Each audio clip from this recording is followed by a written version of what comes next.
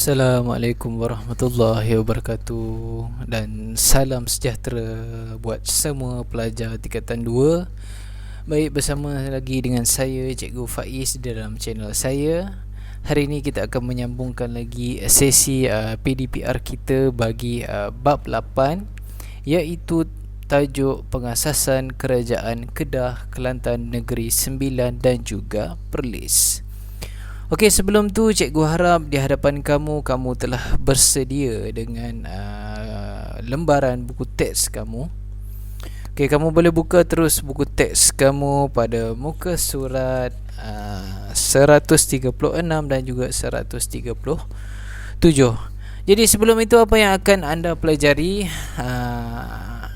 hari ini? Kita akan memerihalkan pengasasan Kerajaan Kedah Kelantan Negeri Sembilan dan juga Perlis. Okey, kita teruskan lagi. Okey, baik, berikut adalah gambar-gambar istana. Gambar-gambar istana bagi negeri Kedah, Kelantan, Negeri Sembilan dan juga Perlis. Okey, cikgu sendiri pun setakat ni baru dua istana ni saja yang cikgu pernah menjejakkan kaki lah. Yang pertama, Istana Lama Seri Menanti, dan yang kedua adalah Istana Anak Bukit. Yang paling cikgu tertarik sekali mengenai istana ni adalah Istana Lama Seri Menanti. Istana Lama Seri Menanti ni untuk sekadar makluman kamu lah. Dia mempunyai 99 batang tiang, termasuk 4 batang tiang seri yang panjang dia 67 kaki. Okey, lepas tu apa yang unik sekali tentang Istana Seri Menanti ni dia tidak menggunakan sebarang paku pun dalam pembinaan dia. Tetapi paku dia tu dibuat daripada kayu yang dipanggil pasak, dan sangat kukuh dan kekal sehingga sekarang. Okey. Ini sekadar pengetahuan kamu lah. Jadi kita nak mula ke pembelajaran kita.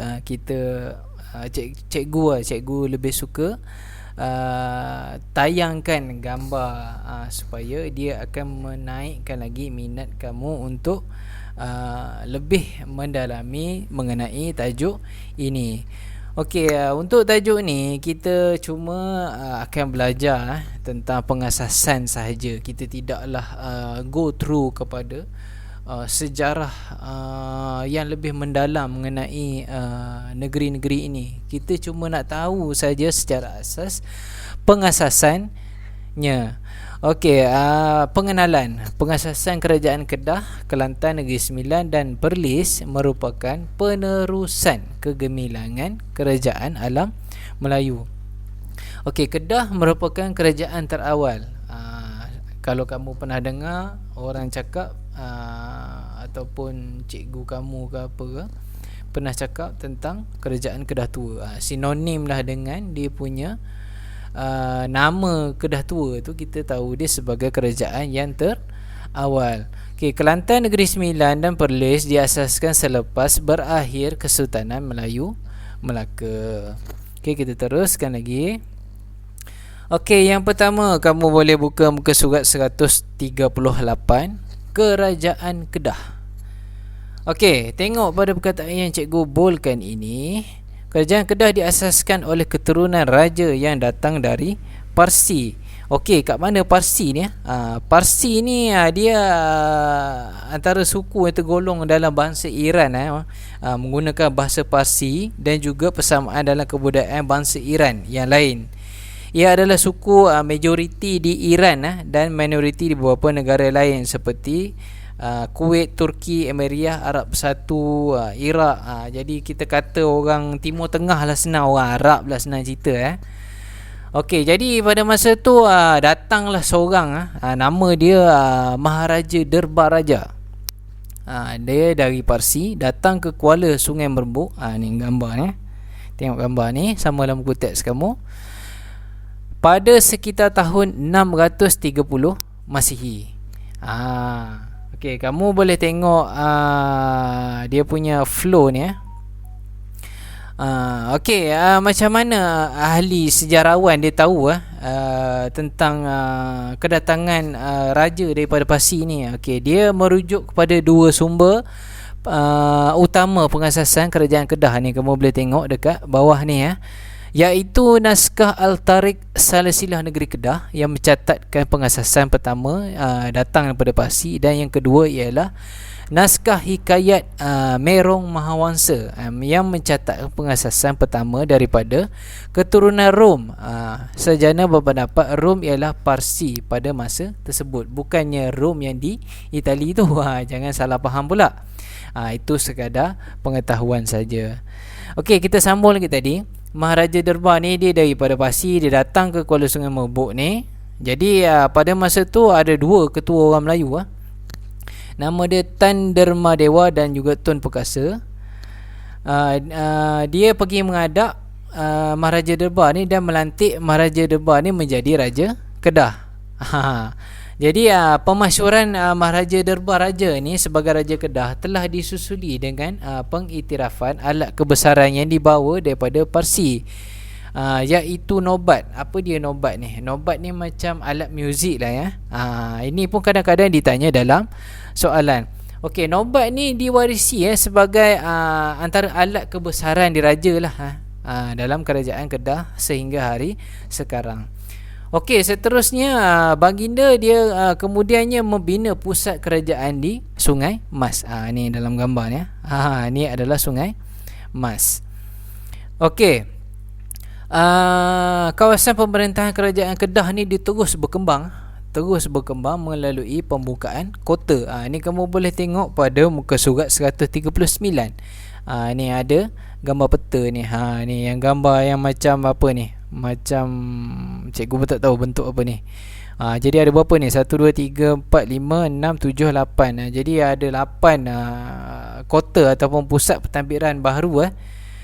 Okey, dia pemerintahan kerajaan Kedah ni berkembang menerusi pembukaan kota ataupun pusat pemerintahan baru apabila setelah seorang pemerintah menaiki tahta. Kerajaan Kedah ni dia kerajaan lama, jadi ada pemerintah dia dah ada ramai.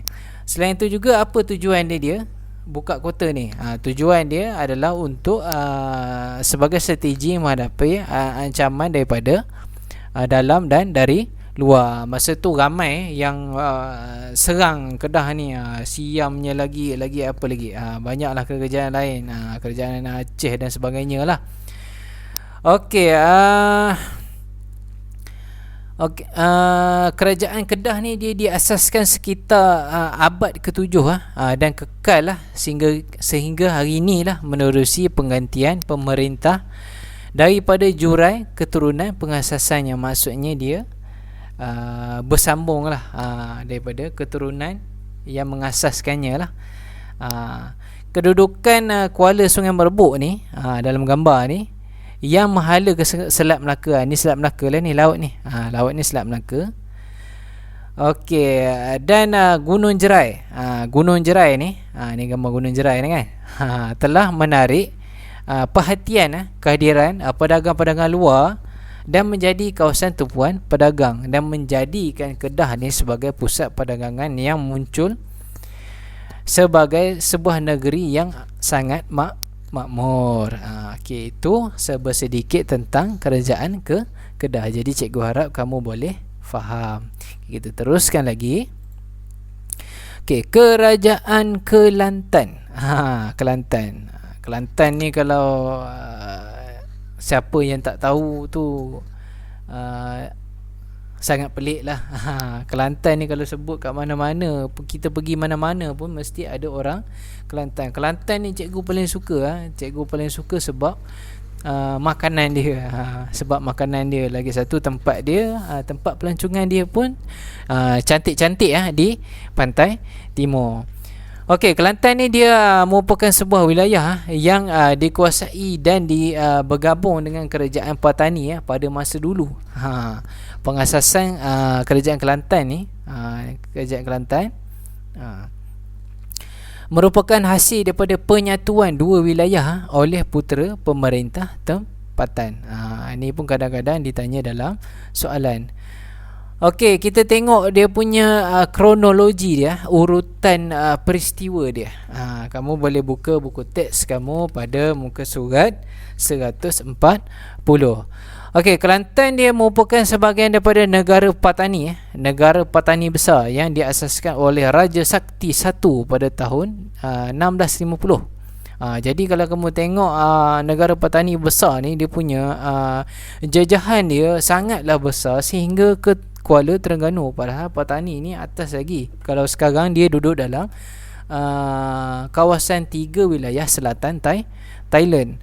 Okey, kemangkatan pemerintah terakhir negara Patani besar iaitu Raja Bahar pada tahun 1670 menyebabkan Kelantan ni berpecah jadi dua, iaitu Kelantan Barat dan juga Kelantan Timur. Kelantan Barat ni pusat dia di Kota Kubang Labu. Kelantan Timur pusat dia di Kota Pangkalan Datu. Ini pun kadang-kadang ditanya dalam soalan. Okey, nak jadikan cerita, Long Yunus, putera yang memerintah di Kota Kubang Labu ni telah berjaya satukan balik. Dia satukan balik kedua-dua wilayah ni dan mengasaskan kerajaan Kelantan pada 1762. Baginda ni naik tahta dengan gelaran yang di-Pertuan Kelantan. Baginda ni dapat pengiktirafan daripada Sultan Terengganu.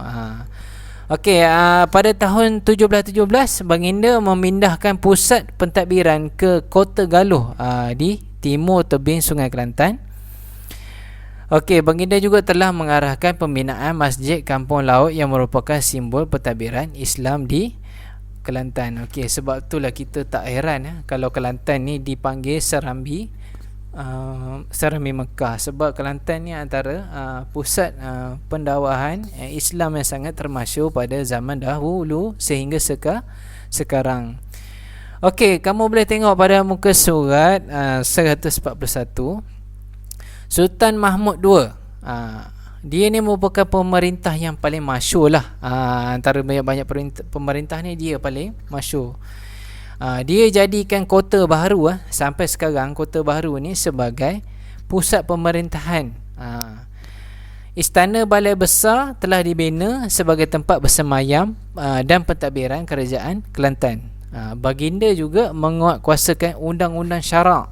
Jadi kesan dia menjadikan Kelantan ni sebagai negeri yang sangat aman. Ini pun kadang-kadang ditanya dalam soalan. Jadi keturunan Long Yunus ni mewarisi pemerintahan kerajaan Kelantan sehingga kini. Okey, untuk pengetahuan kamu Kelantan ni dia pernah ada legenda pemerintahan raja perempuan. Dia ada 2 orang. Yang pertama nama dia Cik Siti Wan Kembang, yang kedua adalah Puteri Saadong. Sebab tu kalau pergi datang Kelantan, orang akan cakap selamat datang ke negeri Cik Siti Wan Kembang. Cik Siti Wan Kembang ni dia salah seorang daripada legenda pemerintah raja perempuan. Yang dekat mana dia memerintah ni kamu boleh baca dalam buku teks kamu. Dia memerintah di tebing Sungai Lebir, yang kini dikenali sebagai Kampung Cali pada abad ke-17. Puteri Sadong ni di Kota Jelasin pada tahun 1667 dan dikenali sebagai Kampung Kota. Okey, sebelah ni ada gambar duit wang emas. Wang emas ni ada gambar kijang. Kijang ni dia merupakan binatang kesayangan lah Cik Siti Wan Kembang ni. Dan dijadikan simbol dalam pemerintahan kerajaan Kelantan. Okey, ni pun kadang-kadang ditanya dalam soalan. Jadi setakat ini cikgu harap kamu boleh terima lagi apa yang cikgu sampaikan. Okey, kita teruskan lagi. Okey, Negeri Sembilan.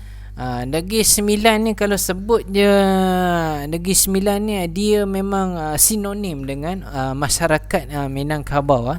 Masyarakat Minangkabau ni datang daripada Indonesia, daripada Sumatera Indonesia. Jadi masyarakat Minangkabau ni dia mendiami beberapa wilayah di Negeri Sembilan dan membawa kepada pengasasan kerajaan Negeri Sembilan oleh Raja Malewar. Okey, kamu boleh tengok Ini peta ni.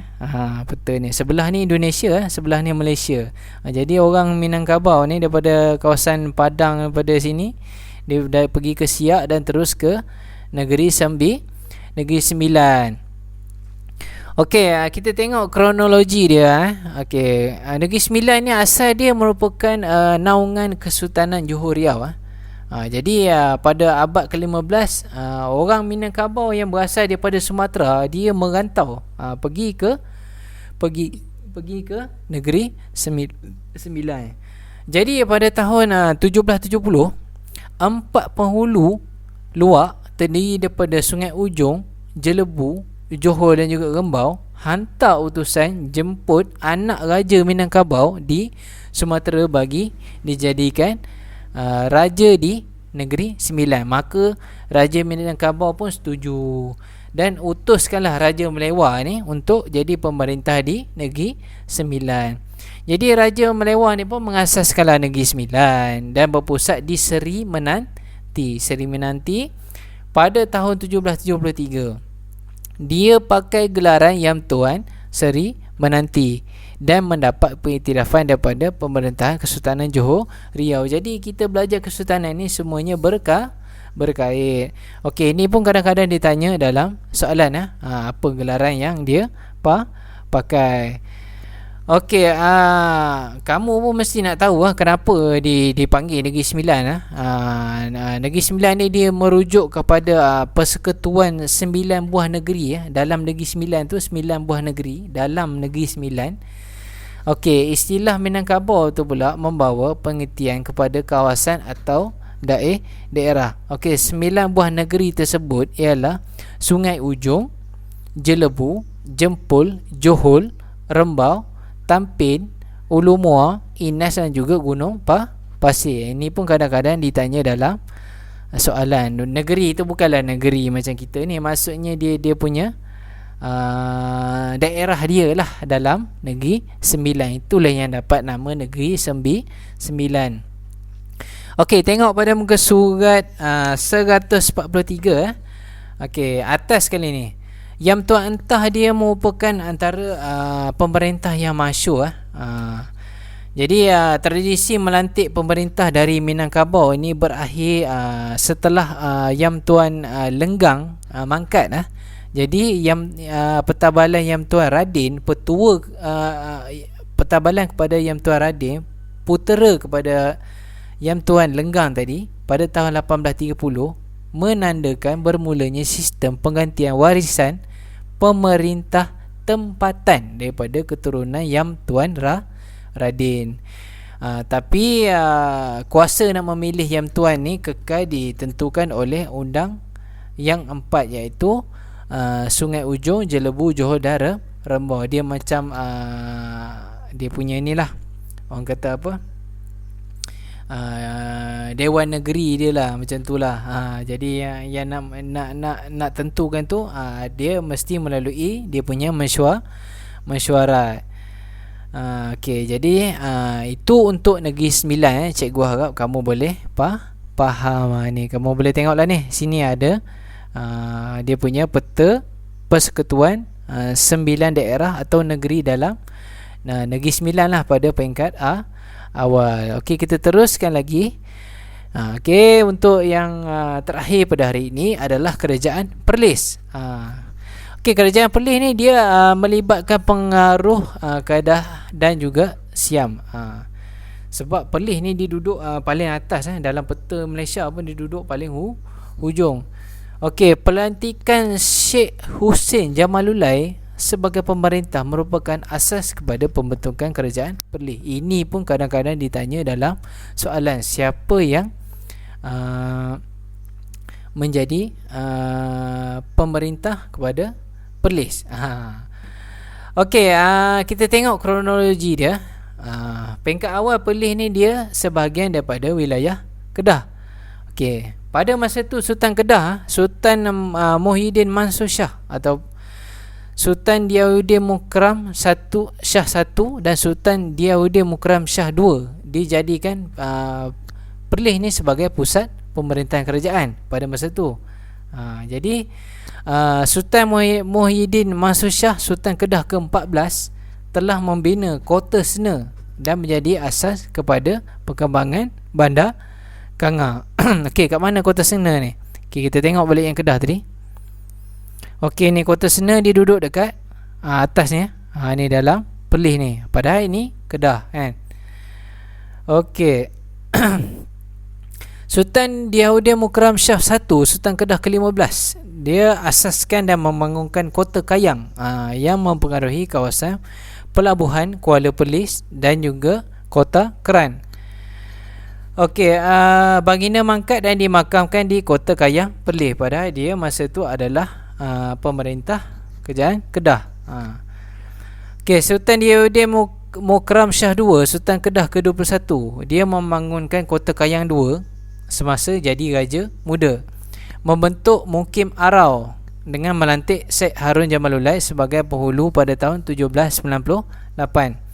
Okey, masa bawah pengaruh Siam pada tahun 1839, wilayah Kedah ni dipecahkan kepada 4 unit, iaitu Setul, Perlis, Kubang Pasu dan Kedah. Perlis ditadbir oleh Syed Hussein Jamalullah. Ni gambar dekat bawah ni. Setul, Perlis, Kubang Pasu, Kedah. Ni masa tu adalah naungan Siam. Jadi dia dipecahkan pada 1839. Kena jadi dengan cerita pada 1843, Siam mengiktiraf Syed Hussein Jamalullah ni sebagai pemerintah negeri Perlis dengan gelaran Pia Songkram Ramo Wicit Wilis Asmara Pia Pelit. Jadi ini pun kadang-kadang ditanya dalam soalan, apakah nama gelaran bagi Syed Hussein Jamalullah. Okey, maka Syed Hussein Jamalullah ni pun dia jadikan Arau sebagai pusat pentadbiran. Okey, pelantikan Syed Hussein Jamalullah ni sebagai pemerintah menjadikan Perlis ni sebagai negeri yang berdaulat lah. Keturunan dia yang bergelar Syed memerintah kerajaan Perlis sampai dah sekarang dengan gelaran Raja Perlis. Okey, sini ada gambar bunga emas.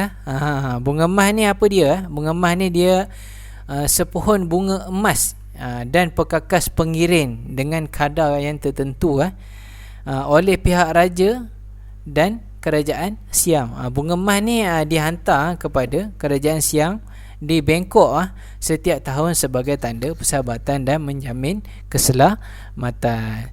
Okey, jadi itu saja untuk pembelajaran kita pada hari ini. Jadi cikgu harap kamu boleh faham dengan apa yang cikgu ajar.